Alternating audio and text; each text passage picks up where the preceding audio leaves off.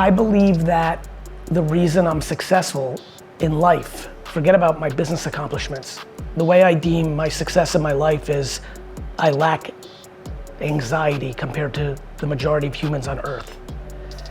I'm happy is completely and utterly in association to my relationship with losing. Because I was born in the Soviet Union and immigrated to the US and grew up with very little, because I grew up in the 80s in America where you went outside and you played, and which means you played games and you lost a lot. Because I grew up outside in the 80s in New Jersey, I also got into fights, because that's what we used to do, you would fight. Because I got bad grades, by the time I was 18 years old, I had done so much losing that I wasn't scared of it. Modern society so over-coddles everyone. Do you know that we give away 8th place trophies now? We have today's world, where everyone's like, why is everyone so anxious? It's COVID, it's social media. No, it's not. It's modern parenting. The reason everyone's all bent out of shape is in what was good intent to making it good for our children. We created zoo animals who then have to go into the wild and get eaten by a lion in 1 minute. We've overcorrected. When you go to therapy, when you learn about life, when something's going on over here, humans tend to think the way to balance it is to go over here. That's how we've gotten to where we are. But the answer is to go here. The reason you got Garyvee is because my mother is a gangster. She parented me perfectly. She put things like me being kind to people on a pedestal, not getting straight A's. When I got out of line, there was consequences. Remember some of the older people in the audience? When you did something wrong, you would either get smacked, or if you got lucky, you got grounded for a week without video games, television, and friends. Today, there's not even grounding. So back to entrepreneurship, back to being resilient, back to being capable, you have to deal with adversity. I dealt with so much that after dealing with all that crap, all that, having every grown up in my childhood, besides my mother, tell me I was gonna be a loser because I got D's and F's, between getting into fights and growing up in tough neighborhoods and going through all that, you think some random person on social media saying that I'm an idiot is gonna bother me? Is it about shutting out the noise, obviously? But it's shutting out the noise both ways. On the flip side, all those lovely things you said about me, yeah, I don't hear that either. Don't you?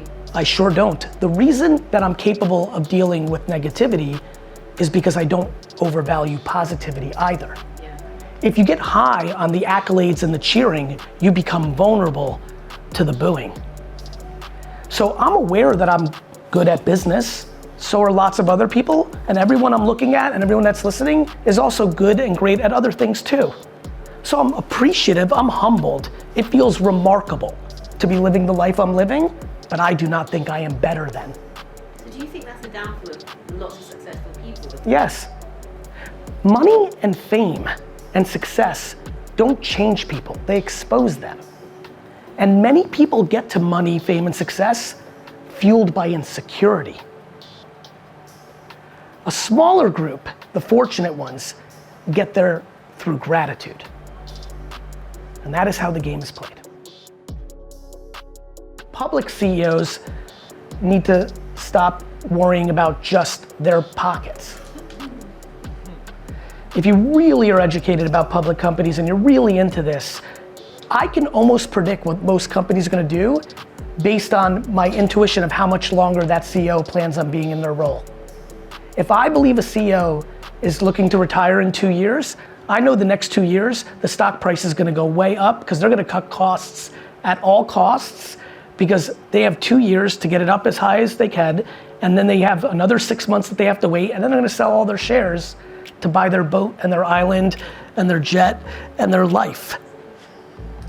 And that usually means that's in direct contrast to actually growing the business because you're cutting cost, not investing in growth. right? So that's a public CEO, and I think some of them should care more about the legacy. If they spent those last 2 years building the crap out of the business, they might be able to hold on to the stock longer than the 6 months and actually get double the money by setting up the next CEO to let them keep going. But I get how human behavior works. I understand. They worked hard. They want to enjoy their last 15 years. Really nothing that happens in the world doesn't make sense to me. But I would say that's one thing. I think the other thing they should do is stop underestimating their competitors. I think there's a lot of delusion, meaning they shouldn't fixate on their competitors, but we live in a world where the speed and change is so high that even if you think you've got a moat, an advantage, it is vulnerable at all times because the speed of innovation is unparalleled. So just a little less naivete, like we're this, that's nice, but IBM was that and then Microsoft came along. And then Microsoft was that and then Google came along. And then Google was that and then Facebook came along. Like the biggest companies in the world always go out of business or decline. But then I guess, we talked about money, making money, if that's the objective, and where some people I think value it or define your success on money, will that always drive businesses and drive what CEOs do and their main objective? I think money is a very fascinating thing, and as a human being, I'm so grateful that I got lucky and parented well, and circumstances didn't allow me to put that thing on a pedestal. On the flip side, money is oxygen for business. I'm a pretty altruistic, foofy, let's all love each other guy, but if I can't make payroll, all my good ideas aren't gonna matter anyway. So I think that this one you have to be a little careful with. Do I believe a CEO, CFO's function is to make money? Yes, I do. Because you can't do anything if you don't. And I love business. It's like sports. Like, I wanna make money. I don't think it's a bad thing. I think, like anything in life, when it gets out of balance, you're vulnerable. And I think the world has become incredibly red and incredibly blue, and I think all the magic is purple. There's a lot of purple in this room, which I like. I'm obsessed with purple. Is it your favorite color? My favorite color is green because of the New York Jets, but I've become incredibly fascinated with purple as the world has become incredibly fixated on being only either red or blue. And I think that's a big mistake. If I could wish anything on this audience or the one that's listening at home, besides health for them and their loved ones, it would be for them to get the clarity at this exact second, that this is the piece of content that gave them the clarity, that almost every decision that they make in life, definitely professionally, and predominantly, if not definitely in their personal life, should be to mitigate regret in their 80s and 90s.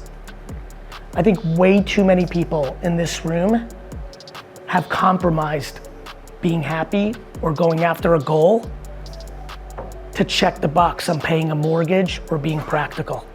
When if they had the humility to take a step backwards, including things like selling a home to pay off the mortgage and keep the extra profit to go rent an apartment so that they could quit their job or change course and go at something that would bring them joy. Until the world redefines success in not materialistic things and money, but to being joyful and happy for as much of a percentage of their breathing time as possible, we will continue to make these missteps. And so the thing I would leave you all with is go spend more time with people that are 80 and 90 that are not your relatives and talk to them. And you will clearly see what I just talked about the last 2 minutes is the number one thing that you should focus on every day of your life. It's all fear. And the tough one about taking a step back, like selling your home, and the only reason somebody doesn't do that, if they even realize to do it to get happy, is they're scared of the judgment from the people in their family or their friends. Oh, you're so not successful that you had to sell your house? Or you're so crazy you're gonna start this pie company when you have this great job and you're selling your home to do it, how could you do that to your children? When people don't realize houses are too big, and if you move into an apartment, you're more likely to spend more time with your children, it's even better.